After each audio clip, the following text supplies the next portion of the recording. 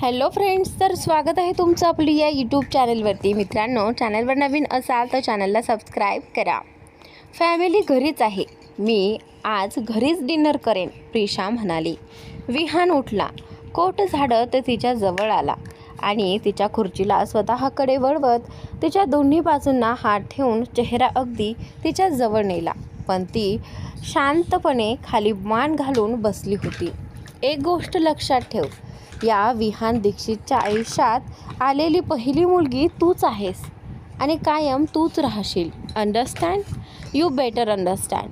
विहान प्रत्येक शब्दावर जोर देत म्हणाला. तरीही तिने डोळे वर केले नाहीत, पण डोळ्यात पाणी तरळत होतं. ती डोळे खालीच ठेवून त्याला दिसू न देण्याचा प्रयत्न करत होती. त्याने एका हाताने तिची हनुवटी अलगद वर केली. तिने डोळे घट्ट मिटून घेतले. त्याने तिच्या ओठांवर हळूवार एक किस घेतला आणि बाजूला झाला. मग तिचे डोळे हळूच पुसले. Be ready, I will wait for you at night. And one more thing, I love you so much baby, तो म्हणाला आणि ताड पावलं टाकत निघून गेला. तो गेलेला पाहून तिने हळूच डोळे वर केले आणि त्याच्या जाण्याच्या दिशेने बघितलं. लव्ह यू टू, विहान म्हणाला. माझंही खूप प्रेम आहे तुमच्यावर, म्हणूनच मी तुम्हाला कुठल्याही मुलीबरोबर पाहू शकत नाही. माझ्या भूतकाळात जे झालं ते मी पुन्हा घडू देणार नाही. मी तुमच्याशिवाय जगू शकत नाही. ही प्रिशा तुमच्यावर खूप प्रेम करते आणि कायम करत राहील, ती म्हणाली आणि डोळे पुसत पुन्हा कामात गुंतली. बरोबर 5 वाजता तिच्या केबिनचा दरवाजा वाजला. कम, प्रिशा म्हणाली. समोर पिऊन उभा होता. त्याच्या हातात एक पार्सल होतं. तो म्हणाला, मॅडम, सरांनी पाठवलं आहे तुमच्यासाठी. काय आहे हे? प्रिशा लॅपटॉपमधून डोकावून विचारते. माहिती नाही मॅडम, तो म्हणाला. बरं, ठेवा इथे, मी पाहते, ती म्हणाली. पिऊन पार्सल ठेवून गेला. प्रिशाने पार्सलकडे नजर टाकली. ते उचलून हातात घेतलं. रॅपर काढला तर आत एक गुलाबी रंगाची नेट साडी होती. ती साडी पाहताच तिच्या चेहऱ्यावर मंद हसू उमटलं. तिला समजलं होतं की साडी कुणी दिली. साडीसोबत एक पत्र होतं. तिने ते उघडून वाचलं. Hair is a beautiful gift from me, our special night today. Be ready with sari. I am waiting yours husband. पत्र वाचून ती हलकीशी हसली. लॅपटॉप बंद केला. केबिनला लागून असलेल्या रूममध्ये गेली. दरवाजा बंद केला. साडी बेडवर ठेवली. कपाट उघडून बाथरोब घेतला. बाथरूममध्ये जाऊन शॉवर घेतला. बाहेर येऊन बाथरोब गुंडाळून साडी हातात घेत स्वतःशीच हसली. दुसरीकडे दिशा मितेशच्या जवळ जाऊन म्हणाली. मितेश, मला ना बाहेर जायचं आहे. आपण आलोय आणि अजून बाहेर नाही गेलो. आपण हनीमूनला रोमॅन्स करायला आलोय. स्वीटहार्ट, पुढच्या वेळी इथेच परत येऊ, पण तेव्हा बाहेर फिरायला जाऊ. मितेश तिच्या कमरेत हात टाकत म्हणाला. तू ना काहीही बोलतस, पण ठीक आहे, चल आधी तयारी कर. मी पण तयार होते, दिशा म्हणाली आणि बाथरूमकडे धाव घेतली. मितेश हसत राहिला. प्रिशाने साडी नेसली. आरशासमोर बसून थोडी पावडर लावली. डोळ्यात हलकं काजळ भरलं. गळ्यात एक छोटंसं मंगळसूत्र, हातात बांगड्या आणि कपाळावर एक छोटीशी टिकली लावली. केस खुलेच ठेवले. स्वतःला आरशात पाहत हसली.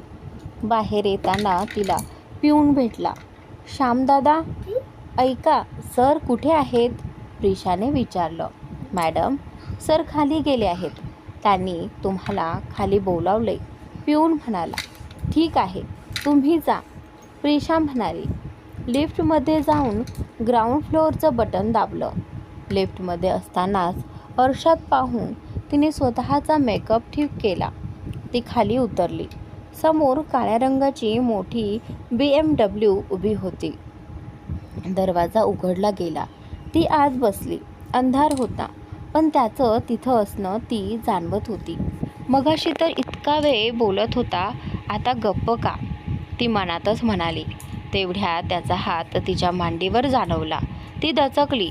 बाहेरच्या झगमगाट प्रकाशात त्याचा चेहरा दिसू लागला, अगदी तिच्या जवळ. त्याचे श्वास तिच्या चेहऱ्यावर जाणवत होते.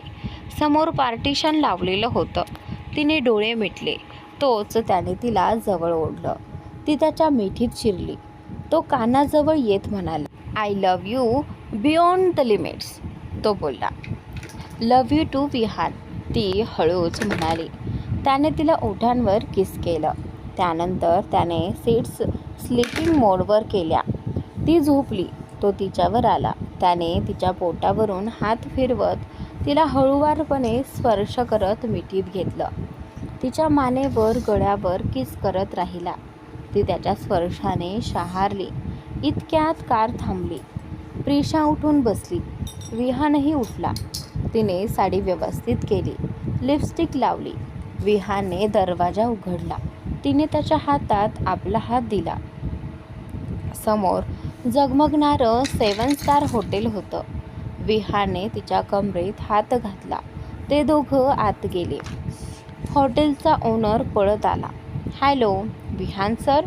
Hello ma'am, welcome to Hotel Diamond. विहानने फक्त हलकं मान हलवली.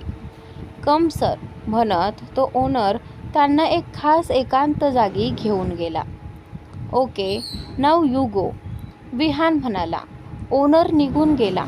विहानने तिच्या कमरेत हात घालून हात घट्ट पकडला. तशी ती थोडी शहारली. मग विहानने तिला दोन्ही हातात उचलून घेतलं. ती दचकली आणि आजूबाजूला पाहू लागली. डोंट वरी बेबी, इथे कोणी नाही येणार. हा संपूर्ण सूट मी आज खास आपल्यासाठी बुक केलाय. I want to be make this night very beautiful with you. तो कुजबुजला. ती अजूनच लाजली. त्याच्या खांद्यावर डोकं ठेवून त्याच्या मिठीत शिरली. तो हसला आणि ती दोघं आत गेले. दरवाजा बंद झाला. पण त्यांच्या मागून लपून आलेला तो मात्र त्यांना एकटक पाहत होता. मनातल्या मनात त्याला विहानच्या नशिबाचा हेवा वाटत होता आणि स्वतःच्या अपयशाचा राग येत होता. विहान आत आला आणि प्रिशाला अलगद खाली सोडलं. ती सरळ उभी राहिली आणि सभोवताली फिरून नजर फिरवली. समोर विहानने तयार केलेलं सुंदर वातावरण आणि त्याचा ड्रेस बघून ती स्तब्ध झाली. सगळं इतकं सुरेख होतं की तिला शब्द सापडत नव्हते. ती अजूनही बघत होती. तेवढ्यात विहान मागून आला आणि तिच्या पोटावरून हाताने तिला हलकेच मिठीत घेतलं. तशी ती हलकीशी हसली. तेवढ्यात वरून गुलाबाच्या पाकळ्यांचा वर्षाव सुरू झाला.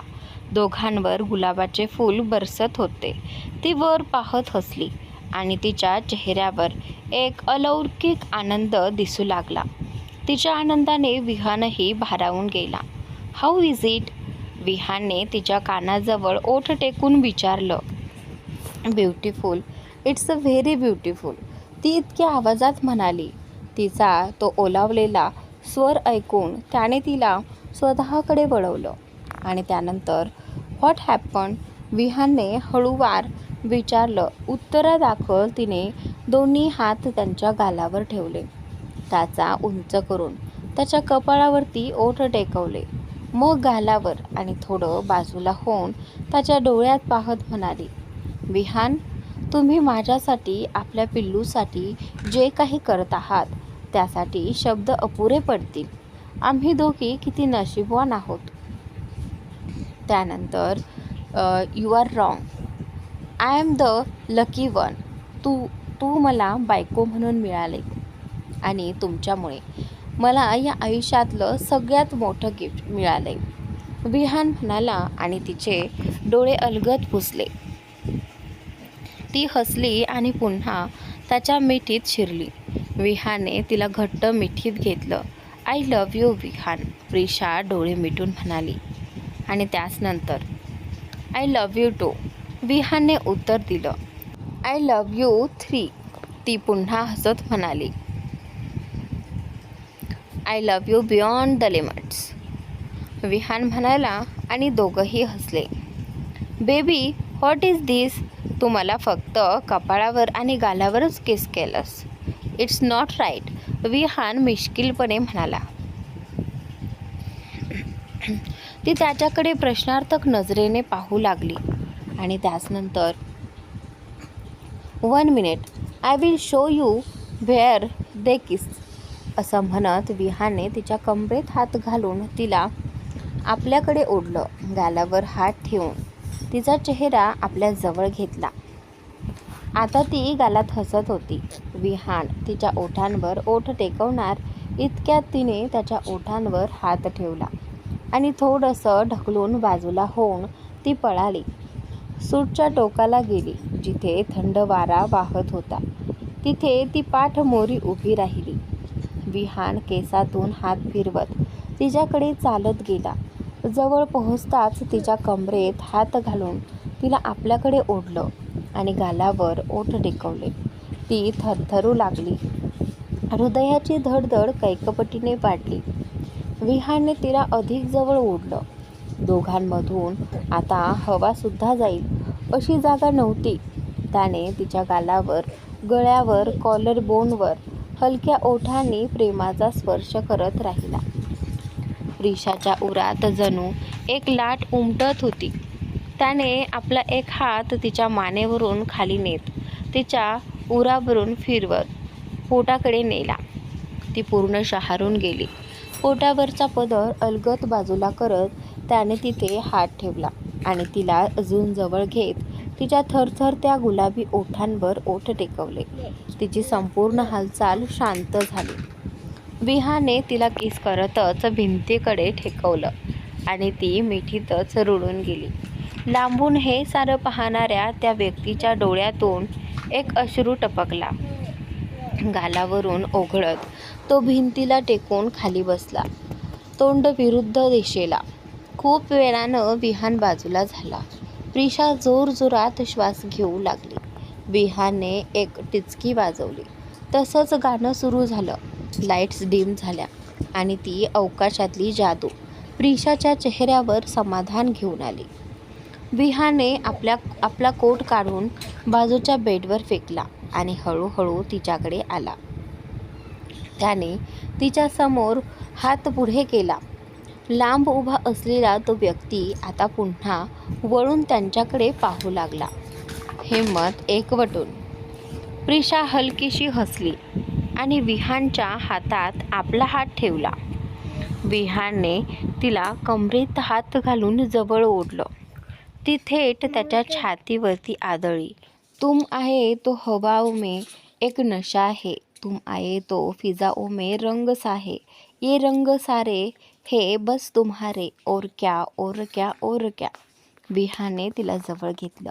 प्रिशाने एक हात त्याच्या खांद्यावर ठेवला, दुसरा त्याच्या हातात दिला. विहानने दोघांचे हात एकत्र गुंफले. आता दोघांचे पाय लयबद्ध फिरकू लागले. नजरा एकमेकांमध्ये गुंतल्या होत्या आणि लांबून बघणाऱ्याला हे दृश्य जणू स्वप्नासारखं वाटत होतं. एक असह्य पण सुंदर स्वप्न. उघडले की तुटून जाईल अशा नजरेने तो पाहत होता. पण हे काय? आता तो त्या दोघांच्या मध्ये विहानच्या जागी स्वतःला पाहत होता आणि आता प्रिशासोबत तिच्या इतक्या जवळ स्वतःला पाहून आणि तिला इतकी आनंदी पाहून त्याच्या चेहऱ्यावर हसू पसरलं. तो त्या स्वप्नात रंगून गेला जिथे तो आणि प्रिशा एका गाण्याच्या तालावर नाचत होते.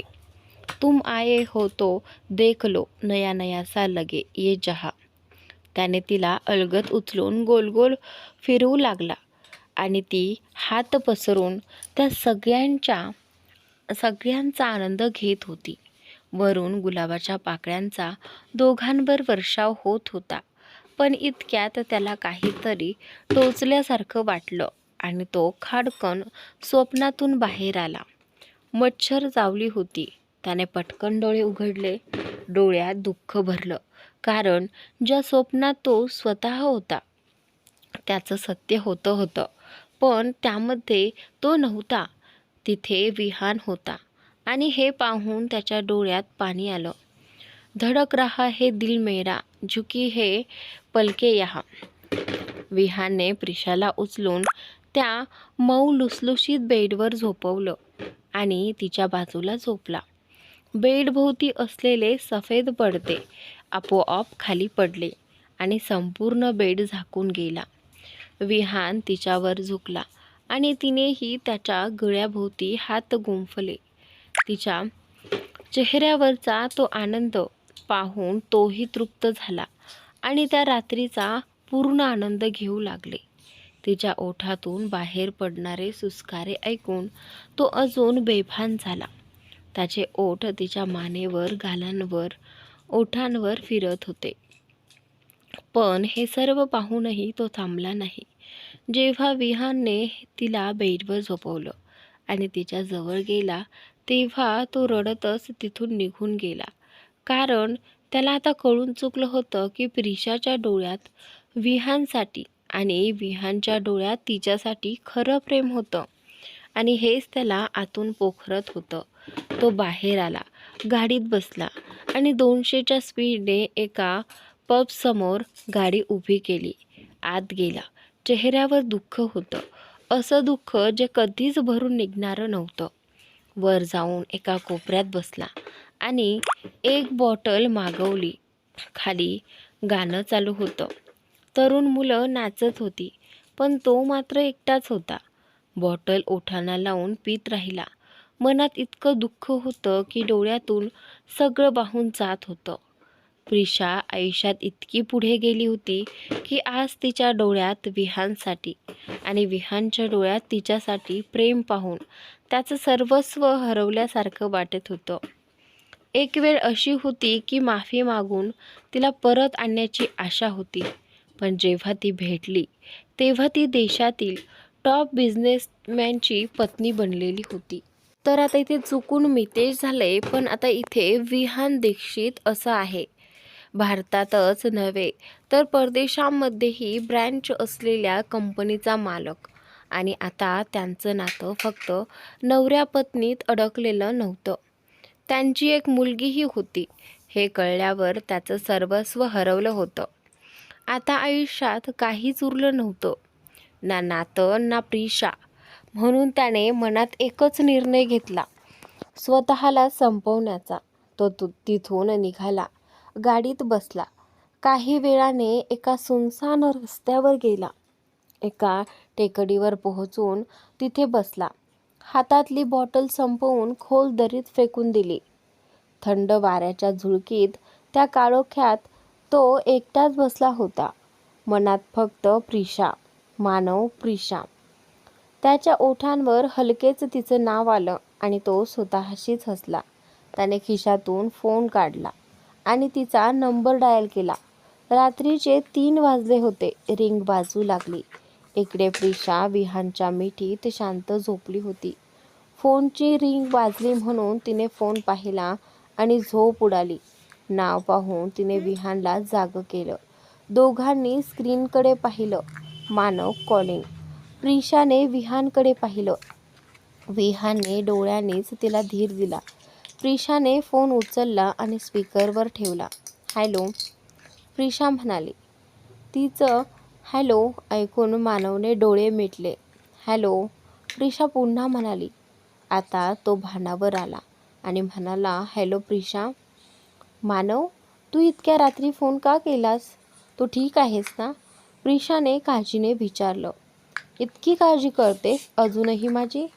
मानवने उलट विचारलं. मानव, तू काय बोलतोयस? तू ड्रिंक केली आहेस ना? तुला काही झालंय का? तिने विचारलं. हा हा हा, तो जोरात हसला. प्रिशा आणि विहान दोघेही गोंधळात पडले, कारण त्यांच्या दोघांनाही त्याच्या आवाजात दुःख जाणवत होतं. Hello Manav, what happen? Are you all right? Vihan म्हणाला. त्याचा आवाज ऐकून मानवने डोळे मिटले आणि एक गरम अश्रू गालावरून ओघळला. विहान दीक्षित, कसा ठीक असेल मी? माझं सर्वस्व तुमच्या मिठीत आहे. हो, माझं पहिलं आणि शेवटचं प्रेम तुमच्या कुशीत आहे आणि हे पाहून मी कसा ठीक राहू? मानव म्हणाला. Manav, she is my wife. Vihaan म्हणाला. Yeah, I know she is your wife. But she is my first and last love. Mister Vihaan. Manav विहानला म्हणाला. आता प्रिशा नीट ऐकू लागली. मला या गोष्टीचं दुःख नाही की तू आनंदी आहेस, पण मला या गोष्टीचं दुःख झालंय की मीच तुला कधी काळी दुखावलं. ज्या दिवशी तू प्रेम व्यक्त केलं त्या दिवसाची वाट मी सुद्धा पाहत होतो. पण जेव्हा तो दिवस आला तेव्हा मनात नसूनही मी शर्वरीच्या बोलण्यावर विश्वास ठेवून तुला दुखावलं आणि त्याचे परिणाम आता समोर आहेत. प्रिशा, हे सगळं झाल्यावर तुझी माफी मागून तुला पुन्हा आयुष्यात परत आणायचं होतं ग. खूप प्रयत्न केले पण तू गायबच झालीस. भेटलीच नाहीस. रुसली होतीस ना माझ्यावर. पण तुझ्या आधी मला दिशा भेटली होती 6 वर्षांपूर्वी. तिच्या कॉलेजबाहेर खूप रागात होती. तिला विचारलं, मला सांग प्रिशा कुठे आहे? पण ती फक्त एकच वाक्य म्हणाली, विसरून जा प्रिशाला, कारण आता सगळं संपलं आहे. ती पुढे निघाली आहे आणि तिच्या आयुष्यात आलेलं सुख हिरावून घेऊ नकोस. आणि मग ती तिच्या मित्रांसोबत निघून गेली. मी फारसं लक्ष दिलं नाही तेव्हा. पण प्रिशा, तुझी माफी मागायची होती ग. आणि नशीब बघ, 6 वर्षांनी त्या फंक्शनमध्ये तू दिसलीस. पण सगळं बदललेलं होतं. तुझी ओळखच बदलली होती. प्रिशा नाईकची प्रिशा विहान दीक्षित झाली होती. देशातील सर्वात मोठ्या बिझनेसमनची पत्नी. तुझ्या गळ्यातील ते मंगळसूत्र, कपाळावरचं कुंकू आणि कमरेत विहानचा हात. माझं आयुष्य त्या क्षणी माझ्यापासून हिरावून नेलं गेलं. आणि जेव्हा कळलं की तुला एक मुलगी आहे, मी तर जिवंतच प्रेत झालो. मानव बोलत होता आणि त्याचं हे बोलणं ऐकून प्रिशा आणि विहान दोघांचेही डोळे भरून आले. प्रिशा आता रडायलाच लागली होती. विहानने तिला आपल्या मिठीत घेतलं. तुम्हाला माहीत आहे का, थोड्या वेळापूर्वी ज्या कारमधून तुम्ही हॉटेलला डायमंडमध्ये गेलात, ती कार मीच चालवत होतो. तुमच्या दोघांच्या डोळ्यात एकमेकांवरील प्रेम बघून छान वाटलं. पण तुला गमावल्याचं दुःख मात्र मनाला टोचत राहिलं. तू माझं पहिलं प्रेम आहेस प्रिशा, आणि माझं तुझ्यावर खूप प्रेम आहे. कायमच राहील. खूप प्रयत्न केले तुला विसरण्याचे, पण जमलं नाही. पहिलं प्रेम आहे ना, विसरता नाही येत. तुला सोडून आयुष्यात पुढं जाणं शक्य नाही ग. आयुष्यात काहीच उरलं नाही आहे आता, म्हणून आज सगळंच संपवतोय. तुझा शेवटचा आवाज ऐकायचा होता म्हणून फोन केला. आता ऐकला आणि आता मी निरोप घेतो तुमच्या दोघांचा. खुश राहा दोघंही. विहान सर, प्रिशाला खुश ठेवा माझ्या वतीने, असं म्हणत मानव शांत झाला. पण आता जे ऐकलं त्यावर प्रिशाचा विश्वासच बसत नव्हता आणि विहानही शॉक झाला होता. मानव, मानव ऐक, तू काही करणार नाही आहेस. माझं ऐक. प्रिशा आता पूर्ण पॅनिक झाली होती. लिसन मानव, तू काही करणार नाही आहेस. तू मला सांग, कुठे आहेस तू? आम्ही येतो तिथे. प्लीज, विहान म्हणाला. Sorry Vihaan sir. प्रिशा, खूप उशीर झाला आता. अजून नको व्हायला. मानव भाऊक होऊन म्हणाला आणि टेकडीवर उभा राहिला. मानव, मानव प्लीज ऐक, तुला माझी शपथ आहे, प्रिशा म्हणाली. Manav please, don't do this. विहानही जोरात ओरडला. Prisha, I love you beyond the limits. Good bye, Manav म्हणाला आणि खाली उडी मारली. मानव, मानव. प्रिशा आणि विहान एकदम ओरडले. पण सगळं संपलं होतं. मानव गेला होता. प्रिशा तशी स्तब्ध बसून राहिली आणि विहानही. दोघंही काहीच करू शकले नाहीत. प्रिशा जोरात रडत होती. मानव, असं करू नकोस प्लीज. आणि ती बेशुद्ध झाली. Prisha, Prisha get up. विहान घाबरून तिच्या जवळ गेला. त्याने लगेच शर्ट अंगावर चढवला. तिची साडी नीट केली. ब्लाऊजचे हुक लावले आणि तिला उचलून बाहेर पळत सुटला. बाहेर त्याची कार उभी होती. त्याने एका हाताने दरवाजा उघडला आणि तिला आत बसवलं. दुसऱ्या बाजूने स्वतःही बसला आणि कार 200च्या स्पीडने चालवायला सुरुवात केली. चालतच त्याने जॅकचा नंबर डायल केला. एकाच रिंगमध्ये फोन उचलला गेला. Yes boss. जॅक अदबीने म्हणाला.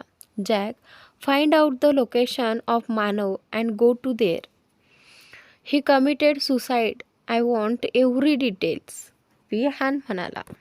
Yes yes yes boss, don't worry, Jack म्हणाला आणि फोन ठेवला. त्यानंतर आईला याने सुसाईड का केलं, इतकं काय झालं होतं, जॅकच्या बाजूला असलेला राकेश म्हणाला. आणि त्यानंतर बघ काय झालं ते समजेल, पण आधी चल. ऐकलंस ना बॉस काय म्हणाले, जॅक म्हणाला. हो हो चल, राकेश म्हणाला आणि ते लगेच निघाले. इकडे विहानने कार हॉस्पिटलसमोर थांबवली. उतरून प्रिशाला उचललं आणि आत पळत गेला. समोरच डॉक्टर निशांत प्रजापती होता. विहानला पाहताच तो धावत आला. चल विहान इकडे, निशांत म्हणाला आणि विहानसोबत केबिनकडे गेला. आत गेल्यावर विहानने प्रिशाला बेडवर झोपवलं. Check fast, she is unconscious, Vihaan घाईने म्हणाला.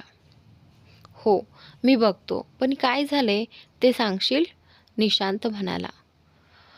हू इज द डॉक्टर, विहानचा रोखठोक प्रश्न. Of course I am doctor Nishant, Prajapati तो बोलतो. Then check her and tell me what happen, Vihan पुन्हा रागात म्हणाला. तू अजूनही तसाच आहेस, निशांत म्हणाला. मी इथे गप्पा मारायला आलोय असं वाटतं का तुला, विहाने रागात विचारलं. ओरडू नकोस, हे माझं हॉस्पिटल आहे, निशांत म्हणाला आणि तपासायला सुरुवात केली. कोणता तरी मानसिक धक्का बसलाय, त्यामुळे बेशुद्ध झाली आहे, शुद्धीवर येईल.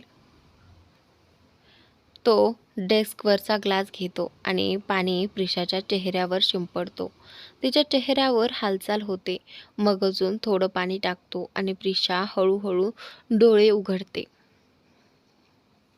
आजूबाजूला पाहते आणि चेहऱ्यावरती आठ्या पसरतात. वहिनी आता कसं वाटतंय, निशांत विचारतो.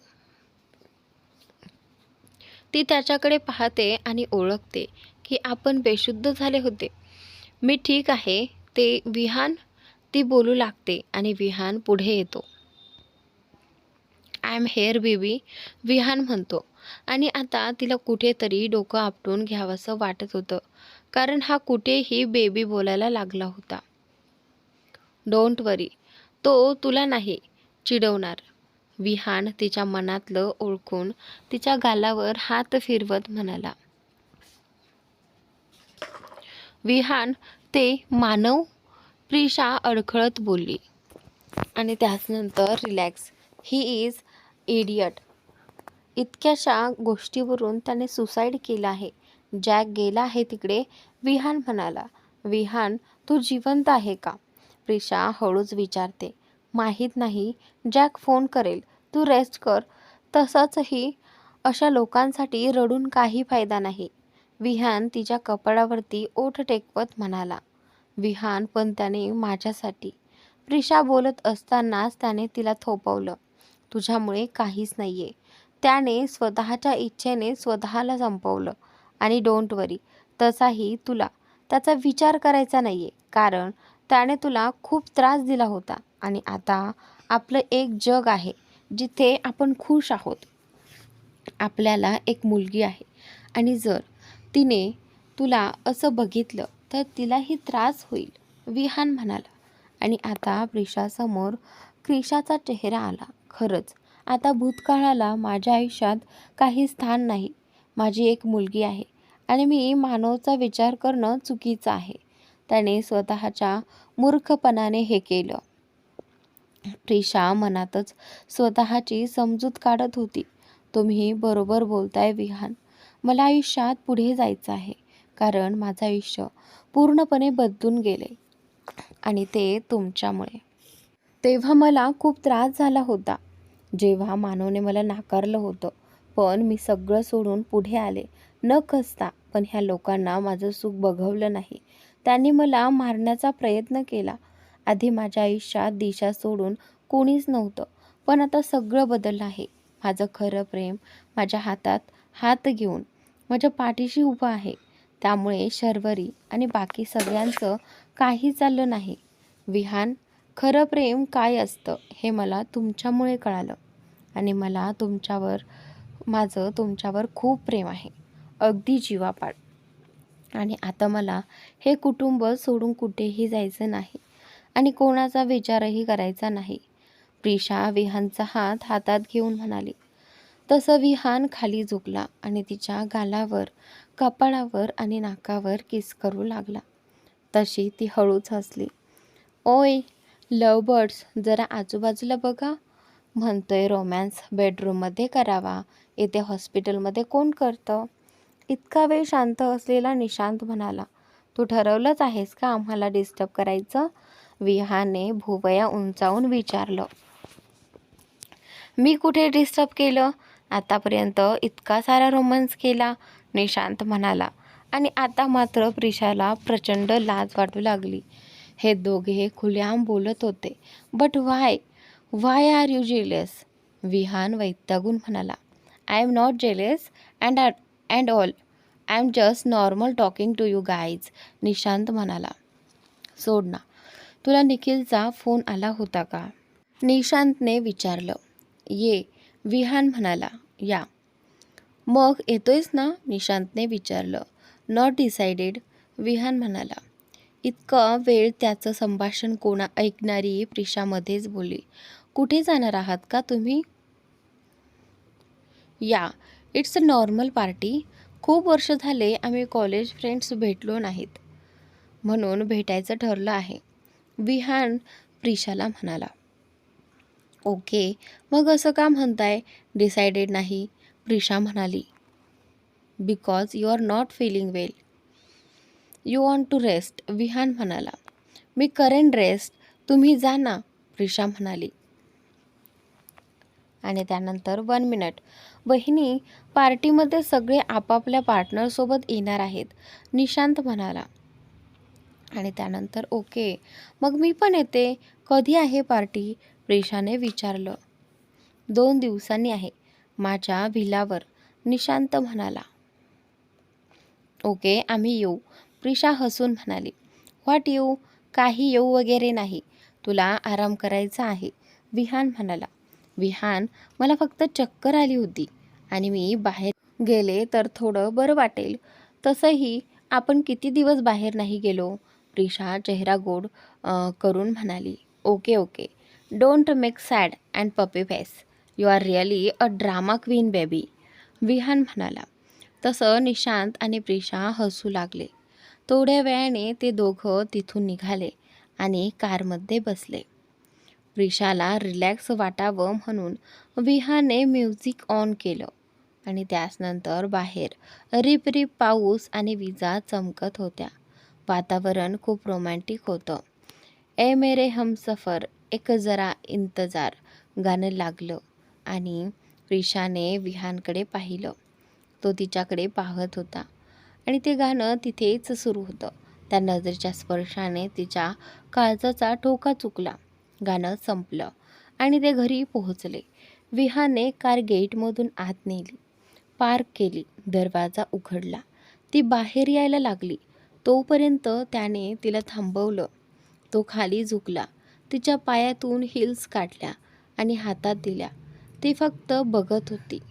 तो वर आला आणि तिला आपल्या मजबूत हातात उचललं. ती घाबरून म्हणाली. विहान, आतमध्ये कुणी असेल तर सोडा मला. पण तो काहीही न ऐकता सरळ आत आला. आत कोणी नव्हतं.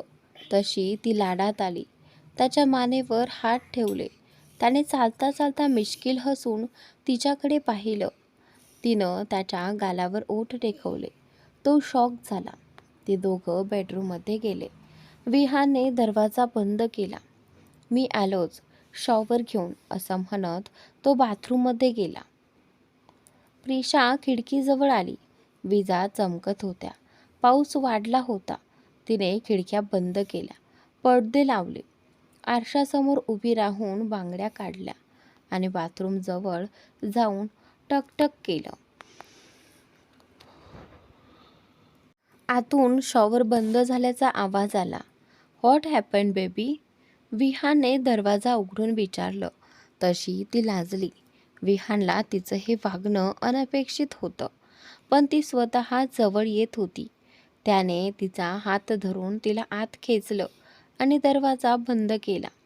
ती थोडी दचकली, पण थोड्या वेळाने दोन्ही हात त्याच्या खांद्यावर ठेवले. त्याने तिला कमरेतून घट्ट ओढलं. ती शहारली. What happen baby? आज इतकी रोमॅन्टिक झालीस? मी पहिल्यांदाच बघतोय, विहान म्हणाला. ते काय आहे ना, बाहेर वातावरण खूप मस्त आहे आणि आज मी ठरवलंय रोमॅन्स मी करते. रोज रोज तुम्हीच का? प्रिशा म्हणाली. ती त्याच्या गालावर ओठ टेकून बाजूला झाली. त्याच्या शरीरात वीज वाहू लागली. तिने डोळ्यात डोळे घालून पाहिलं. त्याच्या दोन्ही गालावर हात ठेवले आणि हळूहळू त्याच्या ओठांवर ओठ टेकवले. डोळे मिटले. हालचाल नाही. विहाने तिला आवेशाने मिठीत ओढलं. शॉवर ऑन झाला. पाणी अंगावर पडत होतं आणि त्यानंतर विहान तिच्या ओठांवर किस करत होता. हळूहळू त्याचे ओठ तिच्या मानेवर, गळ्यावर फिरू लागले आणि तिची नखं त्याच्या पाठीवर उठू लागली. त्याने तसंच तिला उचलून बाथरूमच्या बाहेर आणलं.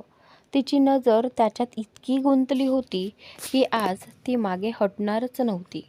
विहानने तिला बेडवर झोपवलं आणि स्वतः तिच्यावर आला. बाजूच्या लाईट्स बंद करून त्याने ब्लँकेट ओढलं. दिशाने दोन्ही हात त्याच्या पाठीवर ठेवले. कधी त्याच्या केसातून फिरणारे हात आता नख रुतवत होते, पण आज तिला विहानच्या मिठीत सगळं विसरून जायचं होतं. म्हणूनच ती स्वतःहून त्याच्याजवळ आली होती. मानव नाव आता तिच्या आयुष्यातून कायमचं निघून गेलं होतं. तिला हे माहीत असूनसुद्धा की त्याने आत्महत्या केली, ती खूप मोठी दुःख व्यक्त करत नव्हती, कारण तिच्या दृष्टीने तो आता तिचा काहीही नव्हता. स्त्री पुरुष कुणाचंही अफेअर लग्नाआधी असो वा नसो, लग्नानंतर त्या भूतकाळाला मागे टाकणं गरजेचं असतं. आणि इथे तर विहान तिच्यावर जीवापाड प्रेम करत होता. त्याने आणि त्याच्या संपूर्ण कुटुंबाने तिला केवळ सून नव्हे तर मुलीचा दर्जा दिला होता. हे सगळं ती विसरणार नव्हती. विहान, क्रिशा आणि त्यांचं कुटुंबच आता तिचं संपूर्ण आयुष्य झालं होतं. त्या रात्री विहान तिच्यावर प्रेमाचा वर्षाव करत होता आणि दिशा पुन्हा नव्याने त्याच्या प्रेमात पडत होती. तिच्या चेहऱ्यावर समाधान आणि प्रेमाची शांतता होती, जी केवळ विहानमुळे होती. दुसरीकडे दिशा, हे घे, आज तू हे घाल. मितेशने दिशासमोर एक बॉक्स धरला. दिशाने एकदा त्या बॉक्सकडे आणि मग मितेशकडे पाहिलं. हे काय आहे? दिशा म्हणाली. Beautiful. It's our honeymoon. So I hope तू तयार असशील. मितेश मिश्किल हसत म्हणाला. त्याचं वाक्य ऐकताच तिच्या पोटात भीतीने गोळा आला. तिला डॉक्टर नेहाचं बोलणं आठवलं. जर मितेश जवळ आला तर घाबरू नकोस. तुझं 100% दिलेस तर कदाचित काही प्रॉब्लेम होणार नाही, पण त्रास झाला तर काहीतरी वैद्यकीय कारण असू शकतं. दिशा भानावर आली. नाही, आज मी मितेशला माझं पूर्ण प्रेम देईन. त्याला दुखवायचं नाही, ती मनाशी म्हणाली. तिने हसून तो बॉक्स घेतला आणि बाथरूममध्ये गेली. तिने बॉक्स ओपन केला आणि त्यातील छोटा ब्लॅक ड्रेस पाहून तिच्या डोळ्यांचे बुबुळे मोठे झाले. ड्रेस गुडघ्याच्या वर आणि फारच बोल्ड होता. तिला क्षणभर चक्करच यायची बाकी होती. हे कसं घालायचं? तिचं मन तिला म्हणालं, पण दुसरं मन म्हणालं, मितेश आपला नवरा आहे, त्याच्यासमोर असं जायला काहीच हरकत नाही. शेवटी मनाशी भांडून तिने ड्रेस घातला. केस मोकळे सोडले. गळ्यात छोटंसं मंगळसूत्र आणि हातातील बांगड्या काढून ठेवल्या होत्या. ती स्वतःला नॉर्मल करत आली. मितेशचं लक्ष तिच्याकडे गेलं आणि तो स्तब्ध झाला. त्या ड्रेसमध्ये ती अतिशय सुंदर दिसत होती. मितेश तिच्याजवळ गेला.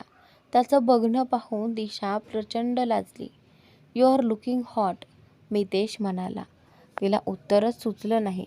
ती फक्त त्याला मिठी मारते.